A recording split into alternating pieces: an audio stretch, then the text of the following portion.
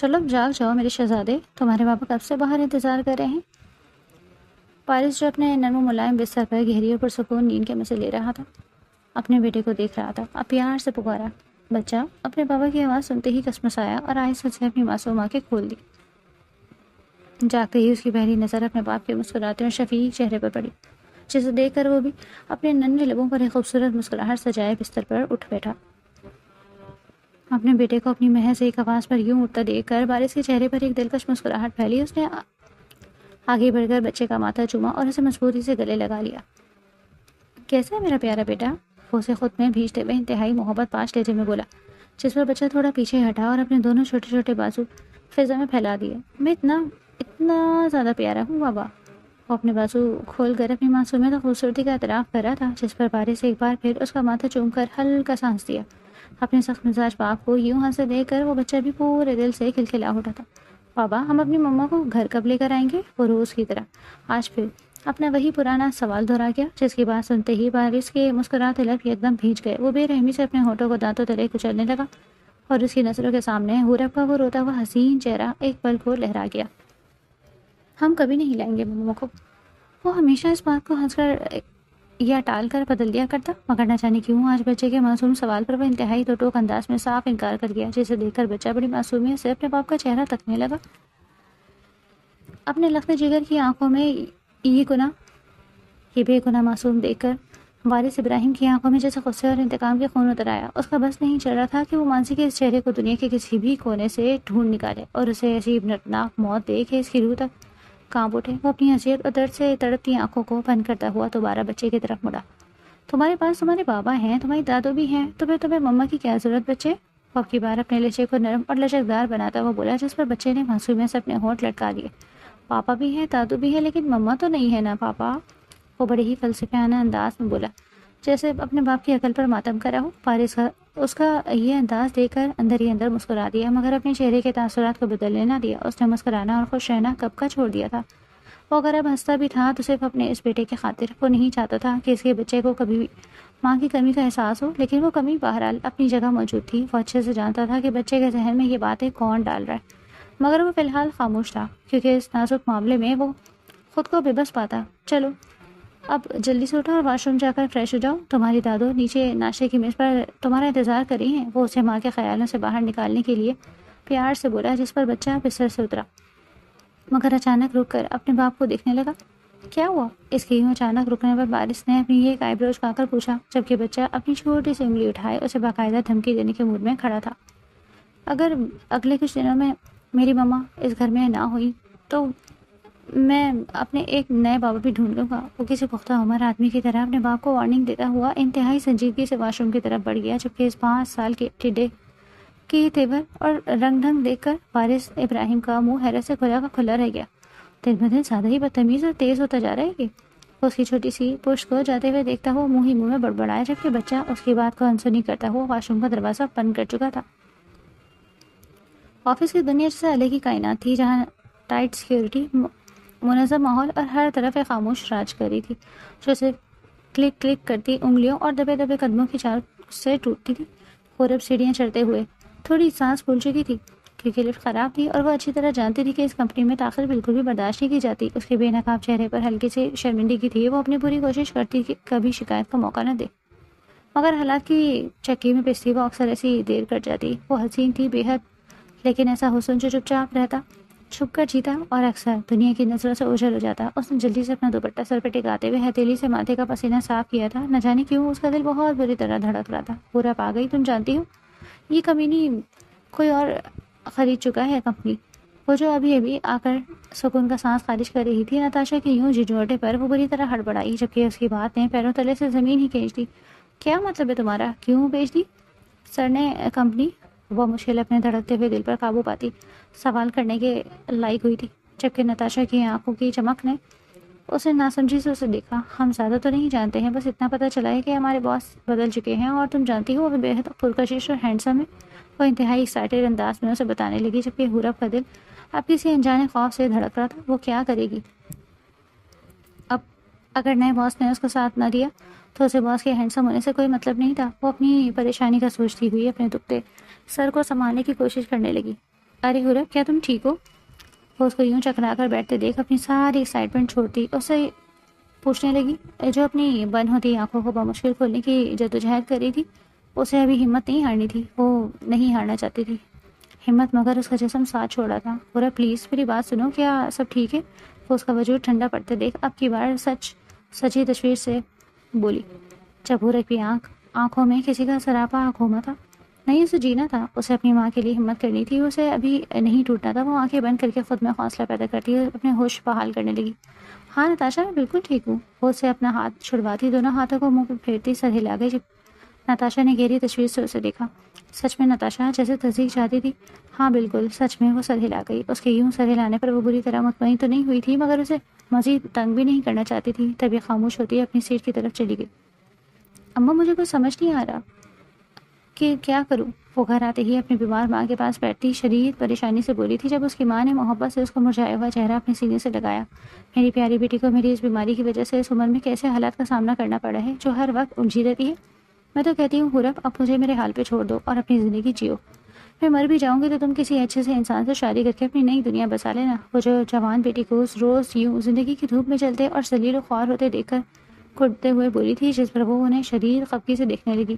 مجھے ایسی فضول باتیں سننے کی بالکل عادت نہیں ہے اماں، میں پہلے ہی بہت زیادہ پریشان ہوں۔ وہ ان کے کمزور کندھے پر اپنا بھاری سر ٹکاتے ہوئے دھیمے لہجے میں بولی، لیکن حورب ایک بات بتاؤ، تمہارے یوں پریشان ہونے سے کیا حاصل ہوگا؟ کیا تمہیں پیسے مل جائیں گے، یا مجھے میری صحت واپس مل جائے گی، یا پھر ہماری یہ تگ و دو والے حالات بہتر ہو جائیں گے؟ اس کے معصوم اور اداس چہرے کو دیکھتی ہوئے اسے پوچھنے لگی، جس پہ وہ حیرت سے اپنی بڑی بڑی آنکھیں کھولتی انہیں دیکھنے لگی۔ کیا یہ سب آپ کو کوئی مذاق لگ رہا ہے اماں؟ اس نے ان باتوں کو شاید نہیں بلکہ یقیناً بہت برا منایا تھا، جب وہ اس کے تاثرات دیکھ کر ہلکا سا مسکرا دی۔ نہیں میری جان، یہ مذاق تو ہرگز نہیں ہے، مگر تم مجھے میرے سوال کا جواب دو کہ کیا پریشان ہونے سے یہ مسائل حل ہو جائیں گے؟ وہ خاصی سنجیدہ ہوئی تھی، جبکہ ان کے چہرے کی سنجیدگی دیکھتے ہوئے حورب نے اپنا سر نفی میں ہلا دیا کہ ایسا ممکن نہیں ہے۔ نہیں اماں، بالکل بھی نہیں۔ وہ نام میں سر ہلاتی بھی ان کی بات سے اتفاق کرنے لگی تھی، جس پہ انہوں نے محبت سے اس کی تھوڑی پکڑتے ہوئے اسے سمجھانا شروع کیا۔ جب تمہیں معلوم ہے کہ پریشان ہونے سے زندگی کے مسائل حل نہیں ہوتے تو پھر اس پریشانی کے اندھیرے میں خود کو کیوں الجھاتی ہو؟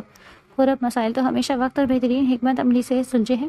پریشان ہونا صرف انسان کے معصوم دل کو تھکاتا ہے، اس کے دماغ کو الجھاتا ہے اور جینے کی ہمت چھین لیتا ہے، کیونکہ دنیا کی کوئی بھی مصیبت تمہارے ہی قیمتی آنسو نہیں دیکھتی، اور نہ ہی تمہاری راتوں کی پرسکون نیند واپس لاتی ہے۔ جو کچھ تقدیر میں لکھا ہے وہ تو ہو کر ہی رہے گا۔ پھر تو اگر خود کو سنبھال کر چلے گی تو شاید تھوڑی دیر سے ہی صحیح، لیکن اپنی منزل کو ضرور پالے گی۔ وہ اسے زندگی کا فلسفہ سمجھاتی ہوئی اس کا سب سے بڑا حوصلہ بننے کی لگی تھی، جبکہ حورب کو ان کی یہ باتیں سن کر دل میں عجیب سے سکون محسوس ہو رہا تھا۔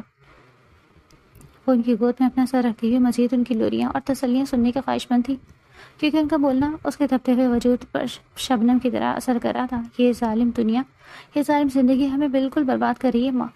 ان کی آغوش میں اپنے اداس منہ چھپاتے ہوئے انتہائی تھکے تھکے لہجے میں بولی، یہ جو زندگی ہمارے سامنے آتی ہے نا حورب، یہ ہمیں سکھانے کے لیے آتی ہے، ہمیں برباد کرنے کے لیے نہیں آتی۔ تو ہر گزرتے دن سے کچھ نیا سیکھنا چاہیے۔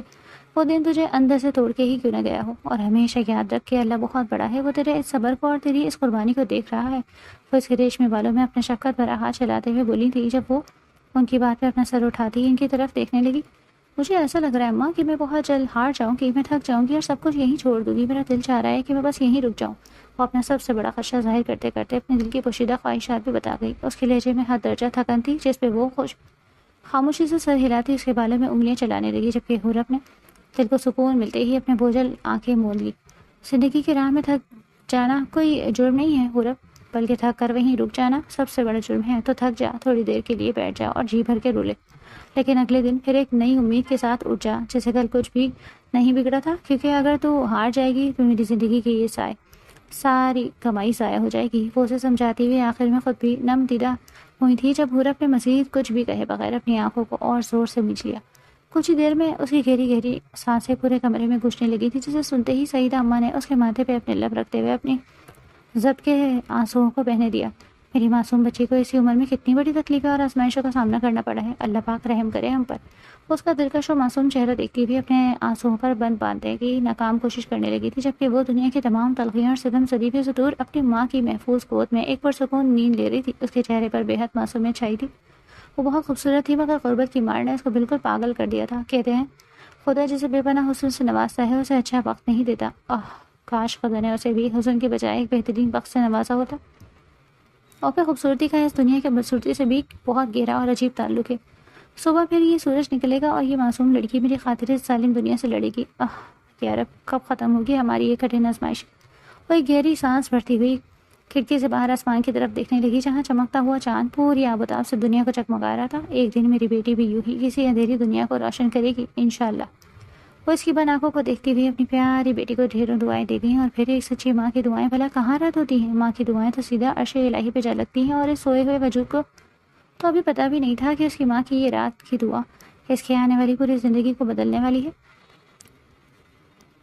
صبح کے 11 بجے تھے اور پورا بارش پہلے سے اس 5 سالہ بچے کے گھروں سے بری طرح سے گونج رہا تھا، جبکہ اس کے قریب بیٹھی صباحت ابراہیم اپنے پوتے کی شرارتیں دیکھ کر دل میں مسکرا رہی تھی، تو کبھی اس کی معصوم باتیں سن کر ہنسی سے لوٹ پوٹ ہو رہی تھی، جبکہ اس چھوٹے نواب نے گھر کے ڈھیر سارے ملازموں کو اپنے ارد گرد صرف اس لیے جمع کر رکھا تھا کہ وہ اس کی بےتکی اور اچھوتی باتوں پر تالیاں بجائیں اور زبردستی ہنسیں گی، جبکہ وہ بیچارے اپنے سارے ضروری کاموں کو چھوڑے اسے خوش کرنے میں مگن تھے، کیونکہ وہ وارث ابراہیم کا اکلوتا لاڈلا بیٹا تھا، جس کی کسی بھی بات کو رد کرنے کا سیدھا مطلب اپنی نوکری سے ہمیشہ کے لیے ہاتھ دھونا تھا۔ میٹرک پاس ملازم بھی اس کے سامنے ہاتھ جوڑے کھڑے تھے۔ دادو، میں آپ سے ایک سنجیدہ بات پوچھ رہا ہوں۔ اس سب ملازموں کو زج کرنے کے بعد وہ اب اپنے دادو کی طرف متوجہ تھا، جو اس کی اچانک بدلتی توجہ دیکھ کر تھوڑا سٹپٹائی تھی۔ ہاں پوچھو میرے شہزادے، وہ خوف سے دھڑکتے دل کے ساتھ اس کو سوال کرنے کی اجازت دے گئی تھی، جبکہ دل ہی دل میں اپنی عزت قائم رہ جانے کی دعائیں مانگ رہی تھی، کیونکہ وہ جانتی تھیں کہ پوتا کبھی بھی کوئی آسان سوال نہیں کرتا۔ دادو، جب میں بڑا ہو کر بابا جتنا لمبا ہو جاؤں گا تو کیا آپ سائز میں چھوٹی ہو کر میری جتنی ہو جائیں گی؟ وہ کافی دلچسپی اور گہرائی سے یہ سوال کرتا رہا، جبکہ اس کے اس عجیب سوال پہ وہاں کھڑے ملازموں کا کہکہ بے ساختہ گونج اٹھا۔ نہیں میرے بچے، ایسا ہرگز نہیں ہوتا۔ وہ بھی اس معصومیت پر مسکراتی ہوئی نفی میں سر ہلا گئی کہ نہ جانے کہاں سے لاتا وہ ایسی جھوٹی باتیں اپنی چھوٹے سے دماغ میں۔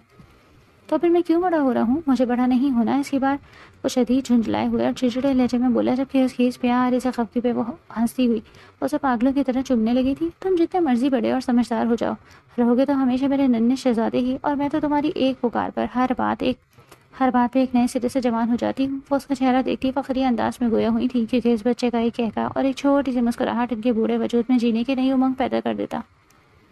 دادو، جب آپ بوڑھی ہو کر مر جائیں گی تو کیا آپ مجھے خواب میں کہانی سنانے آئیں گی؟ آپ کی بات وہ ان کی گود میں بیٹھ کر پوری دل جمی اور معصومیت سے پوچھنے لگا، جبکہ اس کے اس ہولناک سوال پہ وہ کتنے ہی پل کچھ بول نہ سکی۔ وہ یوں اچانک اتنے گہرے اور دکھی سوال پوچھ لیتا تھا کہ ایک پل کو سب کے سب لاجواب ہو جاتے، جبکہ اپنی ماں کا تذکرہ سنتے ہی وہ ہڑبڑاتے ہوئے اسے پیار سے گھورنے لگی۔ میرے دشمن، اللہ نہ کرے میں ابھی مروں۔ مجھے تو ابھی تمہاری شادی دیکھنی ہے، تمہارے چھوٹے چھوٹے بچے بھی اپنی گود میں کھلانے ہیں۔ وہ جلد بازی اور جذبات میں بول تو گئی تھی، مگر وہ یہ اکثر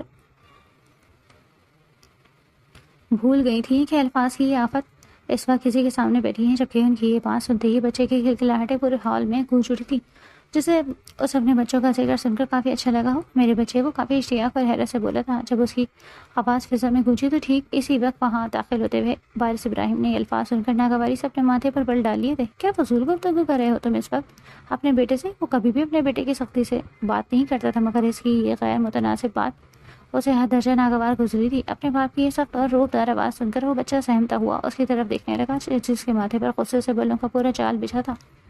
بابا، میں کچھ نہیں کہہ رہا، یہ دادو کہہ رہی ہیں کہ انہیں میرے بچے دیکھ رہے ہیں۔ وہ اپنی جان خلاصی کروانے کے لیے معصومیت سے اپنے گلابی ہونٹ مروڑتا ہوا اپنی دادو کی سچی شکایت لگا گیا، جس پہ وارث ابراہیم نے اپنی ماں کو مصنوعی خفگی سے دیکھا، جبکہ پوتے کی اس اچانک چلاکی پہ وہ بوکھلائے ہوئے نفی میں سر ہلا گئی، کیونکہ وہ اچھے سے جانتی تھیں کہ وارث کو بچوں کے سامنے ایسی غیر سنجیدہ باتیں کرنا سخت ناگوار گزرتی تھی، مگر وہ خود بھی جانے میں جذباتی ہو کر بھول گئی تھی۔ سب کچھ کتنی دفعہ آپ سے منع کیا ہے کہ دادو کے اس کے سامنے ایسی باتیں نہ کیا کریں، یہ بھی بہت چھوٹا ہے۔ اب کی بار وہ انہیں سخت اور سنجیدہ لہجے میں بولا تھا، جبکہ اپنے باپ کے اس سختی پہ وہ بچہ اپنے باپ کی طرح شیخوا کے نرم نظروں سے دیکھتا ہوا فوراً آگے بڑھا اور اپنی دونوں ننھی ہتھیلیاں دادی کی آنکھوں پہ رکھ دی۔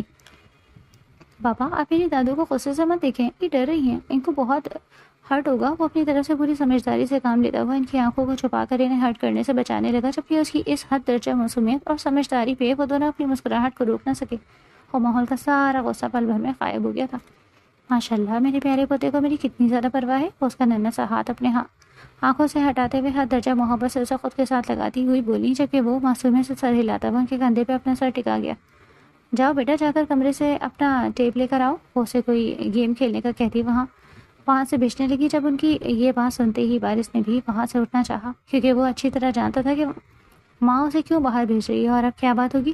تم یہیں بیٹھو بارش ابراہیم، کہیں جانے کی ضرورت نہیں ہے، وہ اسے گھورتی ہوئی انتہائی سخت اور روبدار لہجے میں کہہ رہی تھی، جبکہ اپنی ماں کے اس حاکمانہ انداز کو دیکھتے ہوئے وہ اپنا سر کھجاتا وہ وہیں صوفے پر دوبارہ بیٹھ گیا۔ دادو پلیز یار، اب پھر سے شروع مت ہو جانا، وہ ان کو بات کرنے سے پہلے ہی سچ کر ٹوٹ گیا۔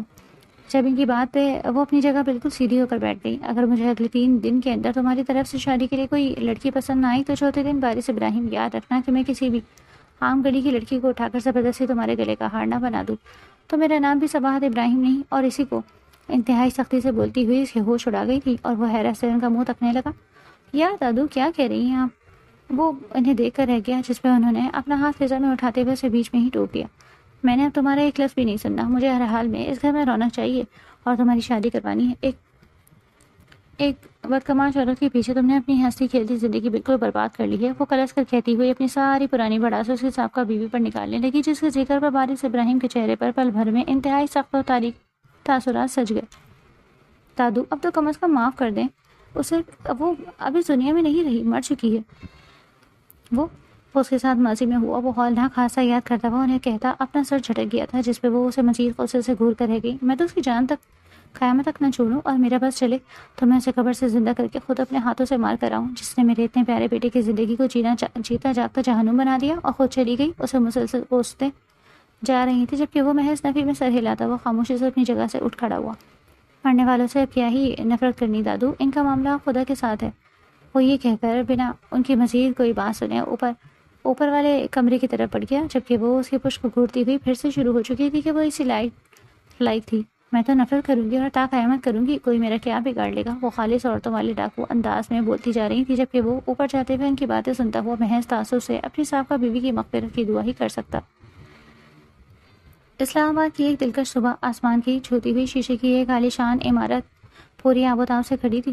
جب سورج کی پہلی کرنیں ان شفاف دیواروں سے چھن کر داخل ہوتی تو یوں لگتا جیسے پورا دفتر روشنی سے نہا گیا ہو اور ہر کونے سے نظم و ضبط اور وقار جھلک رہا تھا۔ دیواروں پر بنے جدید فن پارے اور فضا میں پھیلی ایئر کنڈیشنر کی دھیمی خوشبو ماحول کو مزید سحرانگیز بنا رہی تھی۔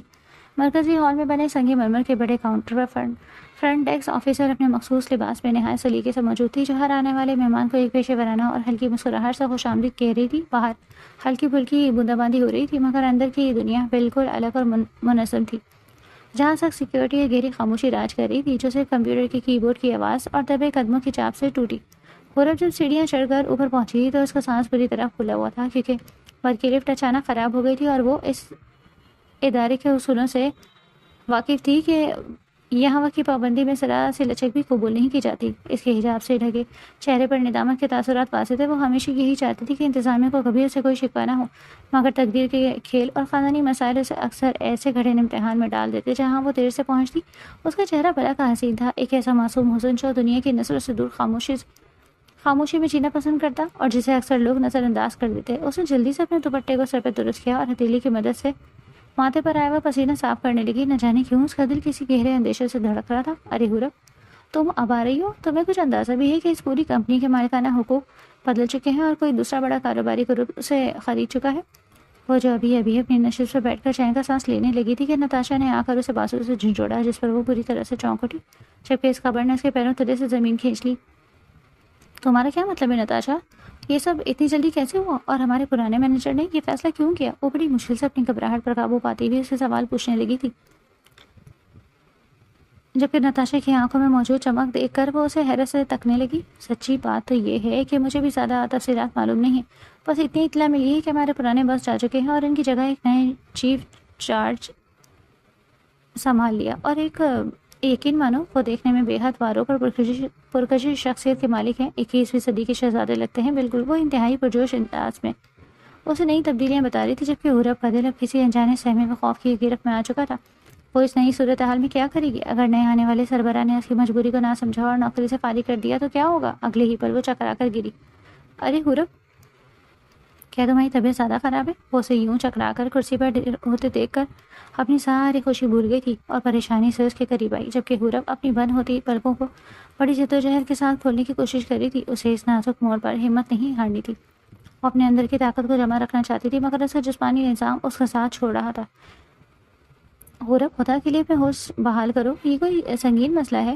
اس کے وجود کو بالکل ٹھنڈا پڑتے دیکھ کر اب کی بار واقعی سہم گئی تھی۔ اسی لمحے حورب کے ذہن کے پردے پر ایک مبہم سا عکس لہرایا تھا کہ نہیں، اسے کمزور نہیں پڑنا تھا، اسے اپنی بیمار ماں کی خاطر جینا تھا اور تمام مشکلات کا ڈٹ کر مقابلہ کرنا تھا۔ وہ اتنی جلدی زندگی کی بازی نہیں ہار سکتی تھی۔ اس نے گہرا سانس لیا اور اپنی آنکھیں بند کر کے خود کو سنبھالا۔ ہاں نتاشا، میں بالکل ٹھیک ہوں، بس تھوڑی سی تھکن ہو گئی تھی، کوئی ایسی بات نہیں۔ وہ اس کی گرفت سے اپنا ہاتھ چھڑاتی ہوئی اپنے چہرے پر دونوں ہاتھ پھیر کر نارمل ہونے کی کوشش کرنے لگی، جس پر نتاشا نے تشویش بھری نظروں سے اس کا جائزہ لیا۔ اماں، اماں، آنکھیں کھولیں۔ وہ جو آفس کے لیے نکل رہی تھی، اپنی ماں کو زمین پہ گرتے دیکھ وہ چیختے ہوئے ان تک پہنچی، کپکپاتے ہاتھوں سے ماں کی گال تھپ تھپائے اور کانپتی آواز میں بار بار انہیں پکار رہی تھی، جسے نام لیتے ہی وہ آنکھیں کھول دیں گی، مگر نہیں۔ ان کا چہرہ سفید ہو چکا تھا، ہونٹ نیلے پڑ چکے تھے، جبکہ سانس اتنی مدھم جیسے ہر لمحہ زندگی کا دامن چھوٹتا جا رہا تھا۔ اماں!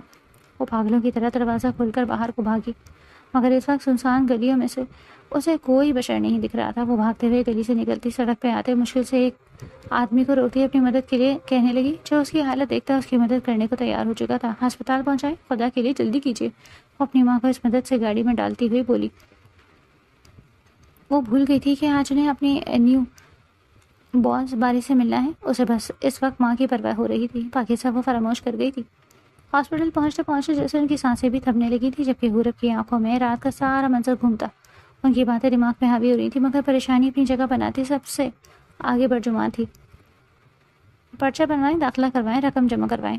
وہ جو انہیں لیے اندر کی جانب بڑھتی، اسٹریچر پر لٹاتے انہیں ٹریٹمنٹ کا کہہ رہی تھی۔ ان کی بات سنتے پیروں تلے سے زمین نکلی۔ فیس؟ لیکن کہاں سے؟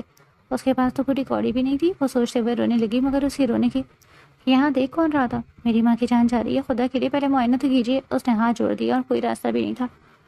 اپنے جڑے ہوئے ہاتھوں کو دیکھتے اسے قسمت سے نفرت ہوئی۔ وہ ایک خوددار لڑکی تھی اور زندگی نے کس موڑ پر لا کر اسے کھڑا کر دیا تھا۔ مہربانی کریں، صرف ایک بار دیکھ لیں، وہ دم توڑ رہی ہیں۔ وہ ان سب کو اپنا اپنا کام کرتے دیکھ چیختے ہوئے ایک ڈاکٹر کو کہتی ہے، اس کے قدموں میں جا گری، جو اس کی حالت دیکھتا بخلاتے ہوئے اس کندھے سے تھام کر کھڑا کر گیا۔ ٹھیک ہے، رکے، میں دیکھتا ہوں۔ اس کے یوں قدموں پہ گرنے کی وجہ سے کافی شرمندہ ہوا تھا، تبھی آگے بڑھتا وہ اس کی نبض چیک کرتا اپنے کام کرنے لگا۔ کچھ دیر ان کا معائنہ کرنے کے بعد وہ حورب کی طرف مڑا تھا، جس نے ایک امید سے اس کی طرف دیکھا۔ انہیں دل کا شدید دورہ پڑا ہے، دل کا وال کام نہیں کرا، فوری سرجری کرنی ہوگی، 10 لاکھ روپے کا انتظام کرے ورنہ ہم بے بس ہیں۔ وہ اس کے سر پہ بم پھوڑتا اپنے پروفیشنل انداز میں کہتا اس کی طرف دیکھنے لگا، جبکہ حورب گویا ساکت ہو چکی تھی۔ 10 لاکھ؟ وہ دھیرے سے بڑبڑائی، یہ الفاظ ادا کرتے ہوئے اس کی زبان بس نہیں ہو رہی تھی۔ اتنی رقم وہ کہاں سے لاتی؟ اس کا تو کوئی دنیا میں تھا بھی نہیں۔ وہ پاگل ہوتے دماغ کو نوچتے ازبر سے سوچنے لگی، جی دل کا ایک حصہ پوری طرح بلاک ہے، ان کا مرض پیدائشی ہے، مگر اب یہ حالت جان لیوا ہو چکی ہے۔ اگر آج سرجری نہ ہوئی تو شاید۔ وہ بھی مزید کچھ کہنا چاہتا تھا جب وہ انہیں ٹوک گئی۔ ہرگز نہیں۔ وہ ایک جھٹکے سے کھڑی ہوئی تھی، اسے اپنی ماں کو نہیں ہارنا تھا، اسے گرنا تھا، مگر پھر سے اٹھنے کے لیے وہ ہمت نہیں ہار سکتی تھی۔ نہیں، ایسا کچھ نہیں ہوگا، آپ بس ان کا علاج شروع کریں، رقم کا بندوبست میں کروں گی، کسی کے آگے جھک جاؤں گی، ادھار لے لوں گی، آپ بس ان کی درد کریں، مت رکنے دیں۔ وہ روتے ہوئے اپنی ماں کے نیم مردہ وجود کو دیکھتی ہوئی بولی، جس پر وہ سر ہلاتا اپنے اسٹاف کو لیے اندر کی طرف بڑھ گیا۔ بغیر فیس کے کوئی بھی کیس نہیں پکڑتے، مگر اس لڑکی کے آنسو پہ نہ جانے کیوں وہ پگھل گئے۔ اماں! وہ ہاسپٹل روم کے اس پار گلاس اسپیس سے دیکھتی اپنی ماں کی پٹیوں میں جکڑے وجود کا معائنہ کرتی لرزتی، آکسیجن ماسک منہ پر چڑھایا، آنکھیں بند کیے لیٹا وہ وجود ایسے ظاہر ہو رہا تھا جیسے کسی بھی لمحے اندر پنپتی روح پرواز کر جائے گی۔ ان کی حالت دیکھتی بکھری تھی اور پھر پھوٹ پھوٹ کے روئی۔ وہ ٹوٹ گئی۔ ہاسپٹل کے اس فرش پر جہاں لاکھوں کی آمد ہو رہی تھی، وہ لاکھوں رخصت ہو رہے تھے اور اپنا وجود سمیٹ کر سجدے میں گر گئی۔ یا اللہ! وہ بلک بلک کے روتی گئی۔ یا رب میری ماں کو یا رب میرے میں کچھ نہیں جانتی، کچھ نہیں مانگتی، بس میری ماں کو زندگی بخش دے۔ میرے پاس تو کچھ بھی نہیں ہے، نہ کوئی رشتہ دار، نہ پیسہ، نہ آسرا، مگر تیرا کرم تو وافر ہے نا، تو بڑا رحیم ہے نا۔ وہ زاروں قطار روتی ہر زیرو کی آنکھ نم کر رہی تھی۔ میں فاقے کاٹ کر، میں در کی ٹھوکریں کھا کر، مزدوری کر کے خود کو گروی رکھ کر کچھ بھی کر کے قرض اتار دوں گی، مگر میری ماں کو سلامت رکھ۔ یا اللہ، تو نے ہی یہ صاحبان دیا ہے، تو ہی پار لگانے والا ہے، تو ہی حامی و ناصر ہے، بس ایک بار انہیں ٹھیک کر دے، ایک بار مجھے پھر ان کی گود میں سکون مل جائے۔ اس نے پورے ہاسپٹل کی فرش کو آنسوؤں سے بھگو دیا تھا. اس کی گہری دلکش آنکھیں سوج چکی تھیں جبکہ ہچکیاں ٹوٹ ٹوٹ کر لیتی. وہ قابل رحم لگ رہی تھی جبکہ نکلنے والے آواز حلق میں ہی اٹک گئی تھی. لوگ آتے جاتے اسے دیکھتے رہے, کچھ ترس بھری نظروں سے تو کچھ نظر انداز کرتے ہوئے گزر گئے. سر, حورہ پاشا آپ سے ملنا چاہتی ہیں, کہہ رہی ہیں کہ آپ سے ایک بار ملنا ہے, بہت ضروری. وہ مؤدبانہ انداز میں سر جھکاتے اسے بولی تھی جبکہ حورہ پاشا کے نام پہ وہ ناسمجھی سے اسے دیکھنے لگا. سر, وہ بھی اس آفس کی ورکر ہے مگر وہ ابھی آئی ہیں, آپ سے ملنا چاہتی ہیں. وہ یوں ہی نگاہیں جھکائے اسے سوالات کا جواب دے رہی تھی جس پہ وہ ہنکارا بھر گیا. اہم معاملات تو لوگ عام طور پر آخری وقت میں ہی لاتے ہیں, آنے دو اسے. اوپر سوچ نگاہیں اپنے سامنے پڑی فائل کو دیکھتا اسے اندر بھیجنے کی اجازت دے گیا جس پہ وہ سر ہلاتی واپس مڑ گئی. اسے گئے 2 سیکنڈ بھی نہیں ہوئے تھے کہ دروازہ کھلنے پہ اس کی نظریں سامنے کی طرف اٹھی. بلیک سوٹ میں ملبوس سے بلیک کی پٹھانی چادر اوڑے وہ آنسوؤں سے بھری سرخ آنکھیں لیے اس کی طرف آ رہی تھی. اس کے قدموں میں لڑکھڑاہٹ تھی, اس کی دھڑکنوں کی گونج پورے آفس میں گونج رہی تھی. سفید رنگت میں اس وقت پیلاہٹ کھلی ہوئی تھی, تیکھی ناک رونے کی وجہ سے لال ہوئی تھی جبکہ گلابی لبوں کے پیچھے وہ بےدردی سے اپنے آنسو ضبط کر رہی تھی. اس کی نظریں جیسے اس پری بیکر کے چہرے پر ٹک سی گئی. ایک لمحے کو وقت رک گیا. اس کمسن حسین لڑکی کو دیکھتے وہ فی الحال دنیا کی ہر چیز بھول گیا تھا. اس کے ساتھ کیا ہوا تھا وہ خود بھی نہیں جانتا تھا. وہ لڑکی سادہ تھی مگر بے پناہ حسین, روئی ہوئی آنکھیں دکھ اور دعا کا ایک مجسمہ لگ رہی تھی. اس کے کانوں پر جمے پانی کے نشان اس کے قلب کے داستان سنا رہے تھے جو کسی بھی دل کو پگھلانے کے لیے کافی تھے, مگر بارش کے چہرے پر اب بھی وہی روایتی سختی برقرار تھی جو اس کا خاصہ تھی. تو تم ہو حورہ؟ بارش نے اپنی نظروں پر قابو پاتے ہوئے بمشکل گلا کھنگارتے ہوئے اسے استفسار کیا جس پر حورہ کے گلے میں گلٹی ابھر کر معدوم ہوئی تھی. اس نے ہلکے سے سر اس بات میں ہلایا جبکہ آواز گلے میں پھنس کر رہ گئی تھی. فرمائیے کس غرض سے آنا ہوا؟ وہ کرسی سے ٹیک لگا کر اس کے سہارے بیٹھ گیا. وہ سمجھ رہا تھا کہ اس کی حالت وہ اسے دیکھ گیا اچھے سے جانتا ہو کہ آنے والی التجا کیسی ہوگی, اور اپنے بمشکل اس کی نظروں سے خود کو سنبھالا تھا. یہ ان کا نیا باس تھا. اسے خوف بھی محسوس ہو رہا تھا کہ کہیں وہ اسے منع نہ کر دے یا نوکری سے نکال نہ دے.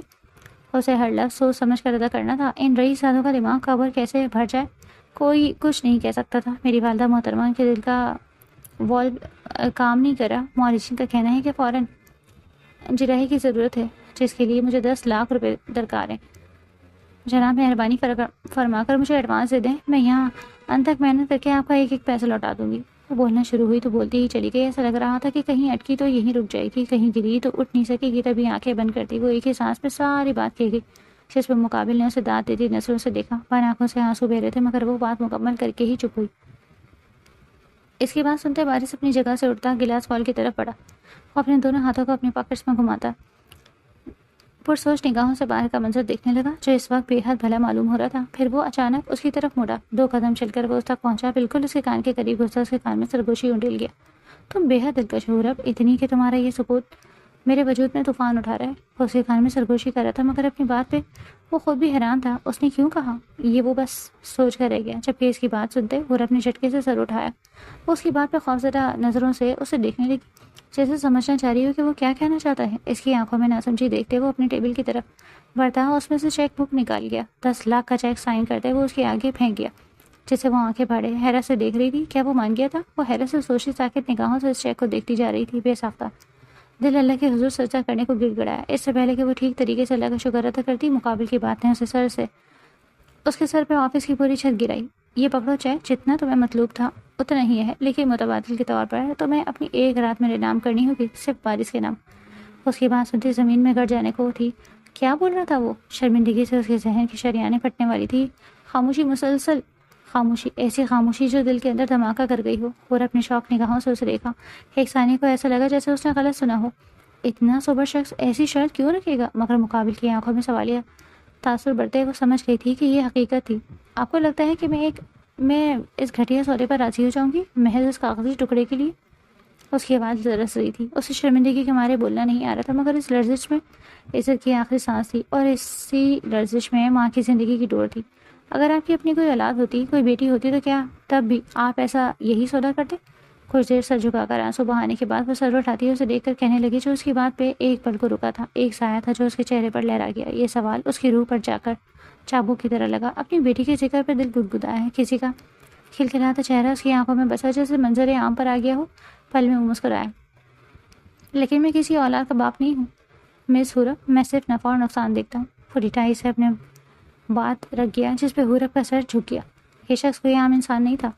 یہ ہر احساس سے آ رہی ایک روبوٹ تھا، ایک ظالم بادشاہ جس کے پاس ساری بادشاہی تھی مگر اس کے پاس دل نہیں تھا، اور وہ لمحہ بلمحہ جب وہ خود سے ہار گئی تھی ماں کی سانسیں سلامت رکھنے کے لیے وہ اس کی عزت پس پش چلی گئی تھی۔ ٹھیک ہے، میں قبول کرتی ہوں، وہ مان گئی تھی ایک زمین خدا کے آگے۔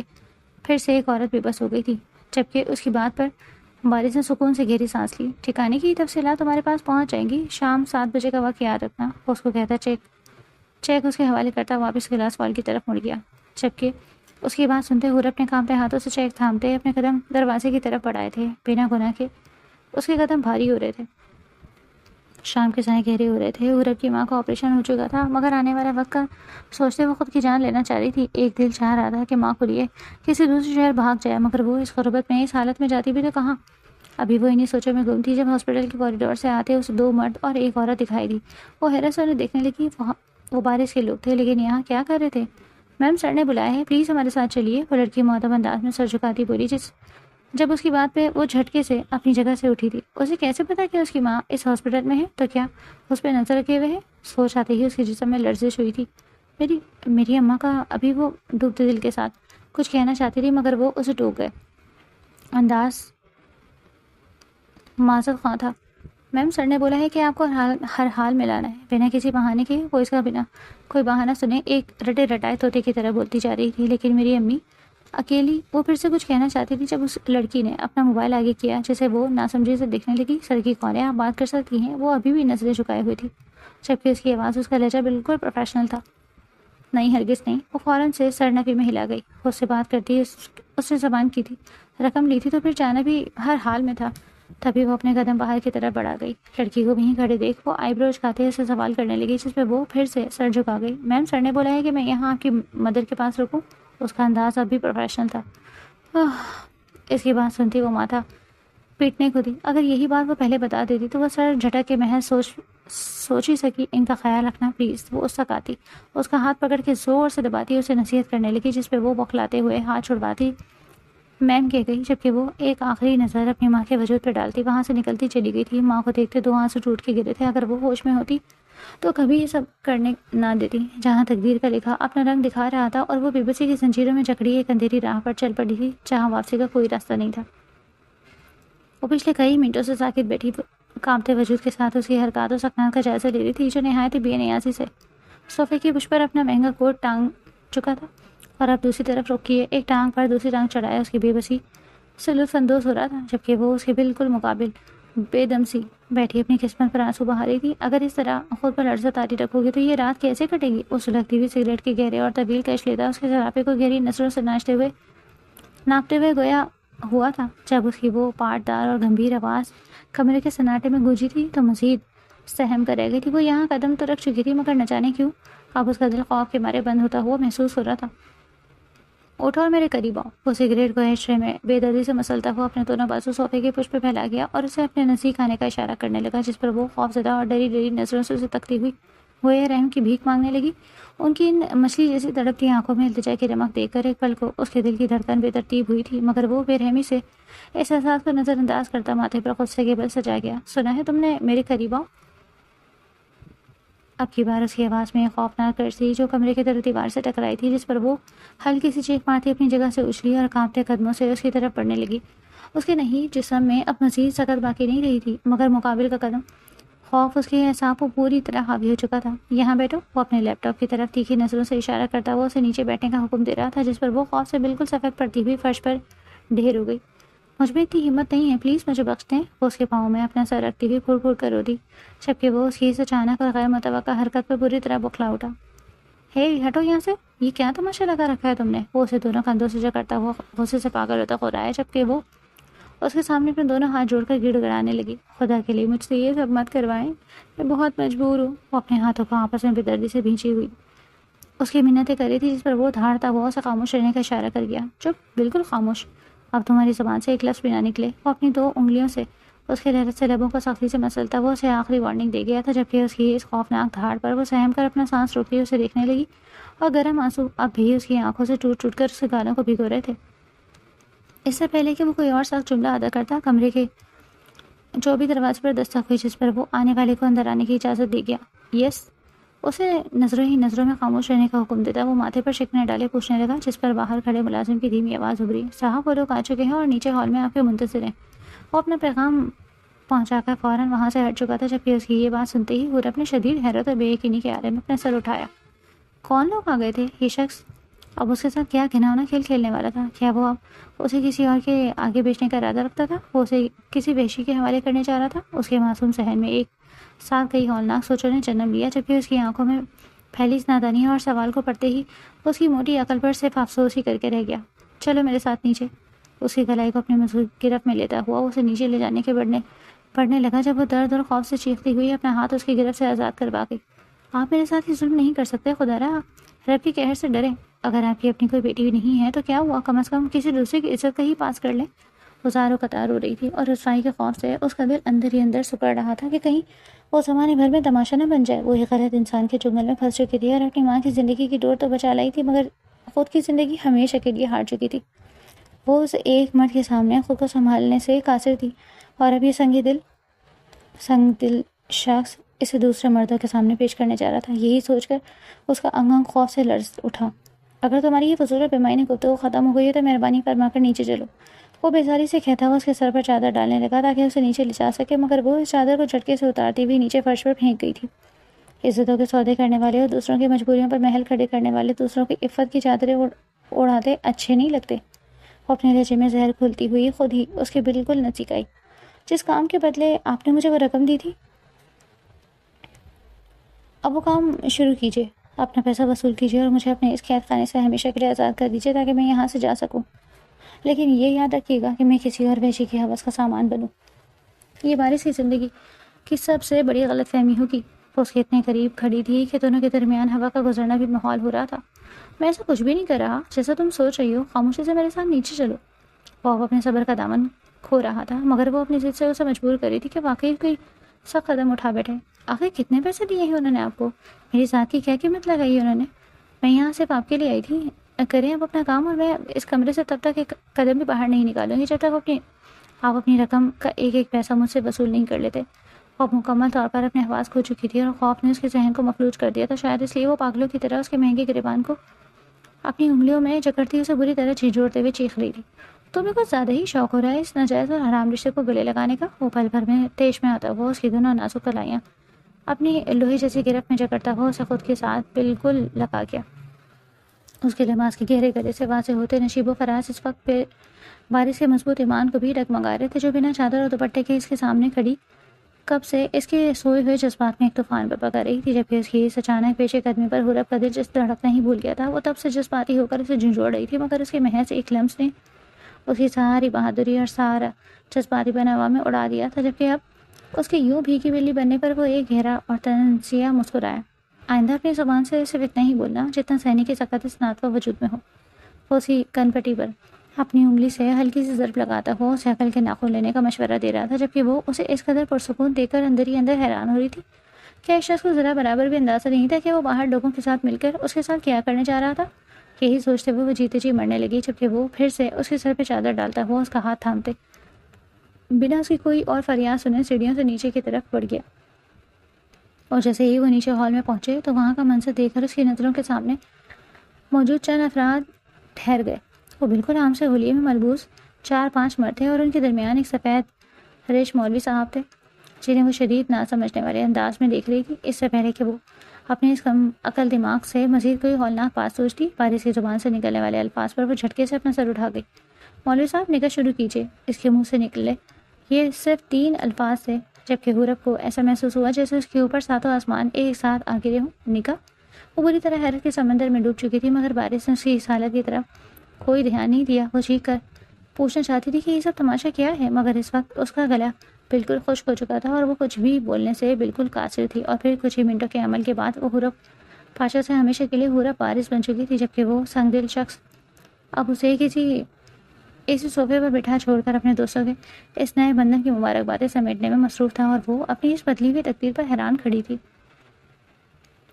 چند سالوں کے طویل اور خوبصورت سفر کے بعد وہ سب اس وقت اپنے عالیشان لاؤنج میں اکٹھے بیٹھے خوش گپیوں میں اور کہکہوں میں مصروف تھے، جب اسلحہ نے اچانک ان سب کی توجہ اپنی طرف مبذول کرائی۔ وہ اپنے چھوٹے سے ہاتھ کو مائی کی شکل میں اپنے لبوں کی طرف لاتا ہوا سب کو متوجہ کرنے کے لیے باقاعدہ میزبان کے انداز میں چلایا تھا۔ ہم سب مل کر اب ایک دلچسپ گیم کھیلیں گے۔ یہ سن کر بارش نے انتہائی شفقت اور مسکراہٹ کے ساتھ پوچھا کہ آخری کون سا نیا گیم شروع کرنے والا ہے مسٹر اسلان بارش؟ اس ننھے شرارتی نے فوراً اپنے باپ کو گھور کر دیکھا اور اپنے ننھے ہاتھ سے اسے خاموش رہنے کی تلقین کیے ہوئے بولا کہ ڈیڈ پلیز تھوڑا سا صبر کیجیے، ابھی میرا اعلان باقی ہے۔ اس کے اس معصومانہ انداز پر حورت نے بمشکل اپنے لبوں پر ابھرنے والی دلکش مسکراہٹ کو چھپایا اپنے بیٹے کے اس روپ کو دیکھتے ہوئے۔